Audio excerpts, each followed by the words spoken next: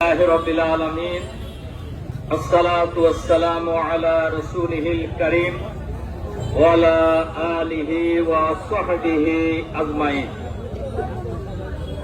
বাংলাদেশ জামাত ইসলামী দুর্গানগর ইউনিয়নের উদ্যোগে আয়োজিত আজকের এই বিশাল পথসভা জনাব সভাপতি মঞ্চে উপবিষ্ট আছেন সিরাজগঞ্জ জেলা জামাতের সংগ্রামী আমির, জামাতের কেন্দ্রীয় মজলিসে শুরার অন্যতম সদস্য অধ্যক্ষ মাওলানা শাহিনুর আলম সহ কেন্দ্রীয়, জেলা এবং উপজেলা এবং স্থানীয় নেতৃবৃন্দ, হযরত উলামায়ে কেরাম, অন্যান্য সংগঠনের নেতৃবৃন্দ, সংগ্রামী ভাই এবং বন্ধুগণ, আসসালামু আলাইকুম ওয়া রাহমাতুল্লাহি ওয়া বারাকাতুহু।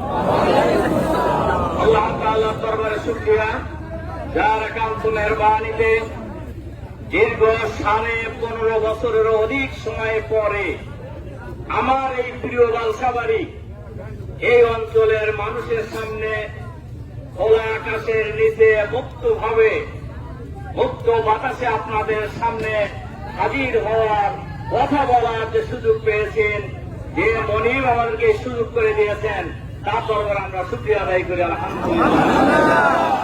সংগ্রামী ভাই এবং বন্ধুগণ, দীর্ঘ 15 বছর 7 মাস 5 দিন পর ভারতের তাবেদার এই ফ্যাসিবাদী সরকারের যে পতন হয়েছে, এই পতন আল্লাহ তাআলার পক্ষ থেকে হয়েছে।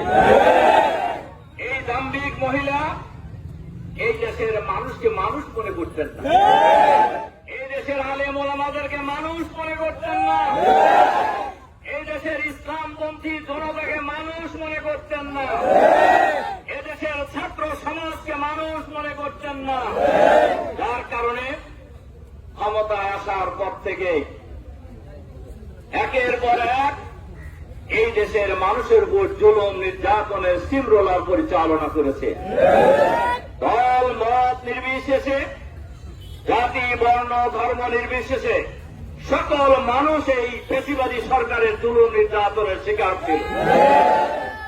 আপনারা জানেন, হাজার হাজার মানুষকে নির্যাতন করে গুম করে খুন করা হয়েছে এবং বছরের পর বছর মানুষকে আয়না ঘরে রেখে জুলুম নির্যাতন চালানো হয়েছে। সংগ্রামী ভাই এবং বন্ধুগণ, এই জুলুম নির্যাতনের পর আপনারা দেখেছেন কোটা বিরোধী আন্দোলন শুরু হয়। কোটা বিরোধী আন্দোলন মানে তো আপনারা বুঝছেন অনেকে, 5 ভাগ মানুষের জন্য, কথাটা ভালো করে শোনেন, 5 ভাগ মানুষের জন্য সরকারি চাকরির কোটা ছিল 56 ভাগ, আর 95 ভাগ মানুষের জন্য সরকারি চাকরির কোটা ছিল হলো 44 ভাগ। আমার কথা কি বুঝতে পারছেন? এই কাজটা করা হচ্ছে দলীয় লোকদেরকে বিভিন্ন জায়গায় নিয়োগ দেওয়ার জন্য। প্রাইমারি স্কুলের পিয়ন থেকে শুরু করে, নাইট গার্ড থেকে শুরু করে সকল অফিস আদালতে, মিল কল কারখানায়, সচিবালয়ে সর্বত্রই দলীয় লোক নিয়োগ করার জন্যই এই প্রক্রিয়া করা হয়েছে। এই প্রক্রিয়ার বিরুদ্ধে এদেশের ছাত্র সমাজ ফুঁসে ওঠে এবং ঐক্যবদ্ধভাবে রাজপথে নামে। রাজপথের এই আন্দোলনে, রাজপথের এই মিছিলে নির্বিচারে গুলি চালানো হয়, গণহত্যা করা হয়। এই গণহত্যা করে তারা মনে করেছিল ছাত্রদের আন্দোলনকে তারা দমন করে ফেলবে, কিন্তু মিছিলের, শহীদের মিছিল যত লম্বা হয়েছে, মৃত্যুর মিছিল যত লম্বা হয়েছে, লাশের মিছিল যত লম্বা হয়েছে, ঐক্যবদ্ধ জনতার প্রতিরোধ আন্দোলন তেমনই তীব্র থাকে। আন্দোলনের এক পর্যায়ে আপনারা লক্ষ্য করেছেন, এই আন্দোলন শুধু ছাত্রদের আন্দোলন থাকে নাই। এই দেশের কৃষক, শ্রমিক, মেহনতি জনতা, রিক্সাওয়ালা, ভ্যানওয়ালা, ঠেলাওয়ালা, রাজমিস্ত্রি থেকে শুরু করে সচিবালয়ের সচিবরা এই আন্দোলনে যুক্ত হয়ে গেছে। এই আন্দোলনে মায়েরা কোলে শিশুকে কোলে নিয়ে রাজপথে নেমেছে।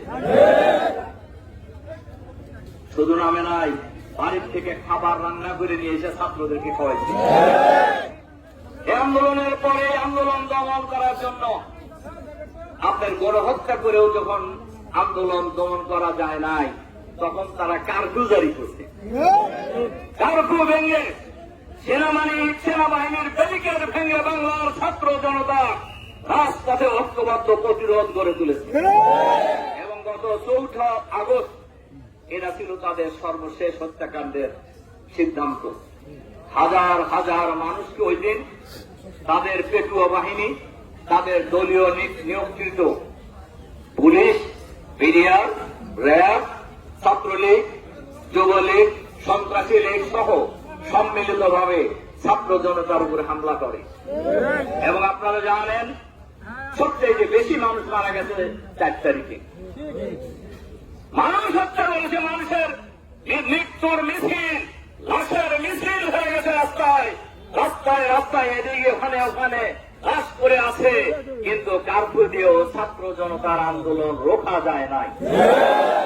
আপনারা একজন পুলিশ কর্মকর্তার বক্তব্য শুনেছেন। ওই সময়কার স্বরাষ্ট্রমন্ত্রী বাহাদুর তাকে বলতেছেন যে স্যার, একটা গুলি তো একটাই মরে, কিন্তু বাকিরা তো নড়ে না। আমার কথা কি আপনারা বুঝতে পারছেন?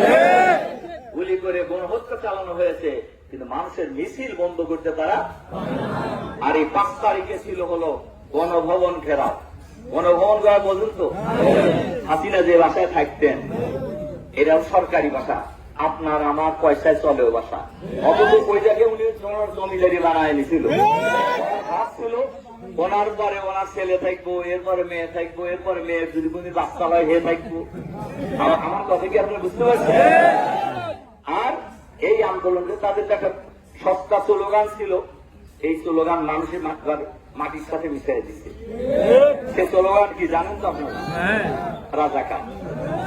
সমস্ত ছাত্র ছাত্রীদেরকে তারা এই মহিলা রাজাকারের বাচ্চা বলে গালি দিতেন টেলিভিশনে। তাও এরপরে ছাত্র জনতা ফুটে উঠেছে। সকল আন্দোলন সংগ্রামের সূতিকাগার ঢাকা বিশ্ববিদ্যালয়ের ডিএসসি থেকে শুরু করে শহীদ মিনার থেকে শুরু করে প্রতিটি হলে স্লোগান উঠেছে, তুমি কে রাজাকার, আমি কে রাজাকার, বলছে কে? আমার কথা কি আপনারা বুঝছেন? কিন্তু 4 তারিখের যে ঘটনা বলছিলাম, কোথাও ছাত্রলীগ, যুবলীগ বা তাদের দোসররা গুলি করে মানুষ মারছে বহু, কিন্তু দাঁড়াইতে পারে নাই। কোথাও দাঁড়াইতে পারে নাই। ঢাকা সহ বাংলাদেশের কোন জায়গায় 5 তারিখের কর্মসূচি ছিল হলো গণভবন ঘেরাও।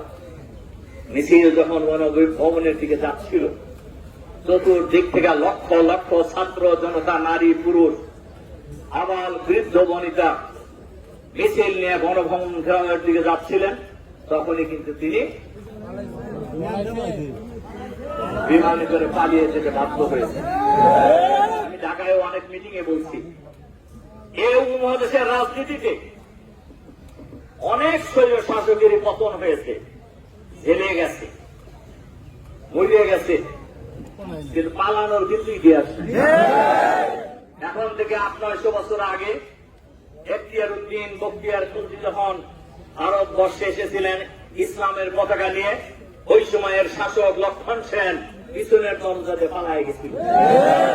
আর এইবার যিনি 2 দিন আগেও বলছিলেন হাসিনা পালায় না, বলছিলেন না, এবার পালাইছে না? পালানোতে এমন পালাইছে, পিছনে একটা টাকায়ও না, এমন টাকা পালাইছে। তার দ্বারা সঙ্গী সাথী ধর্মের বাবু যারা ছিলেন, তারা একটু বলছিলেন আমার কিছু সাথে না, কাউকে নিচে সবাইকে ফেলে নিতেই গেছে। আমার কথা কি বুঝতে পারছেন? এই জন্য এই অবস্থান যেটা হয়েছে জনগণের অবস্থান, যে গণ অবস্থানের মধ্য দিয়ে এই শৈল শাসক ফ্যাসিবাদী ভারতের সেবাদাসী সরকারের পতন হয়েছে। এটা আল্লাহর রহমত ছাড়া আর অন্য কিছু নয়। এটা দেশের মানুষের বিজয়ের লক্ষ্য। বাংলাদেশের মানুষ দ্বিতীয়বার আবার স্বাধীনতা লাভ করেছে। কারোর কথা বলার অধিকার ছিল, গণতন্ত্র ছিল না, নির্বাচন ছিল না, একচাটিয়া স্বৈর শাসন বাংলাদেশের রন্ধ্রে রন্ধ্রে তারা চাপিয়ে দিয়েছিল। এর দ্বারা এটা বোঝা যায় জনগণের আন্দোলনের মুখে কোন স্বৈরাচার অতীতেও টেকে নাই, এখনো টেকে নাই, ভবিষ্যতেও টেকে নাই ইনশাআল্লাহ। এজন্য আমি আপনাদের কাছে বিনীতভাবে অনুরোধ, আমরা শুরুতেই যারা জীবন দিয়েছেন এই আন্দোলনে, আল্লাহ তাআলার কাছে দোয়া করছে আল্লাহ তাআলা যেন তাদেরকে শহীদ হিসেবে কবুল করেন। যারা আহত হয়েছে তাদের আমরা দ্রুত সুস্থতা কামনা করছি। আপনারা দেখেছেন ঢাকা মেডিকেল কলেজ হাসপাতালের মর্গে এখনো অনেক বাপ আহাজারি করছে, আমার ছেলের লাশটা কোথায়।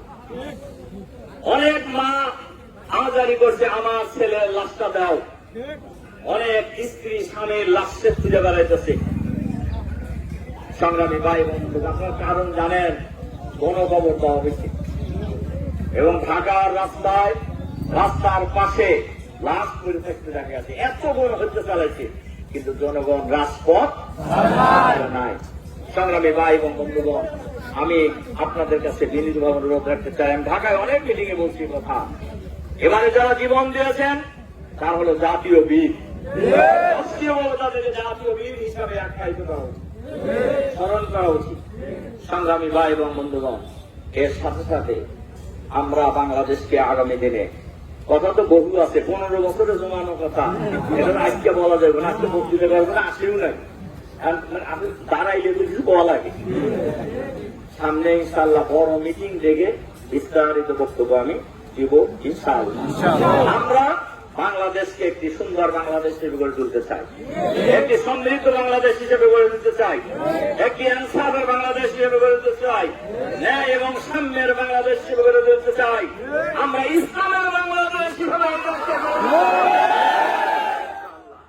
সুতরাং এই উল্লাপাড়ার জন্য আমি একটা কথা বলি, আমার কথা মিস করবো, এই উল্লাপাড়া হবে আগামী দিনে সন্ত্রাস মুক্ত উল্লাপাড়া, দুর্নীতি মুক্ত উল্লাপাড়া, চাঁদাবাজ মুক্ত উল্লাপাড়া। এই শহরের কোথাও যদি কেউ সন্ত্রাসী কর্মকাণ্ড করতে আসে উল্লাপাড়ায়, আপনারা ধরে খামের সাথে বাঁধতে রাখবেন। কেউ যদি চাঁদাবাজি করতে আসে কোথাও, ধরে গাছের সাথে বাঁধতে রাখবেন।